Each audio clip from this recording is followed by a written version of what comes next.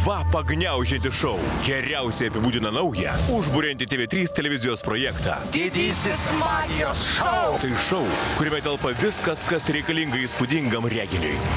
Magiška teatro scena, nauja charizmatiška ir koketiška vedėjų pora. Andriau, aš jaučiuosi blogai nuo jūsų šitų pastabų. Aš blogai atrodo? Kruvinoji Mary Lady. Komisija, kurios komentarus prognozuoti sunku. Čia susipina juokas ir nevaldomų ginčių drama. Namo visi!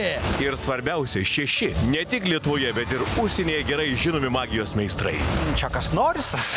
Čia kas norisas. Geriausia visų laikų magą projekto pabaigoje išrinksite tik jūs. Dėkui. Tik vienas iš 6 gaus didžiojo mago titulą ir įspūdingą lošimo automatų salonų tet-a-tet kazino įsteigtą 10 000 eurų prizą.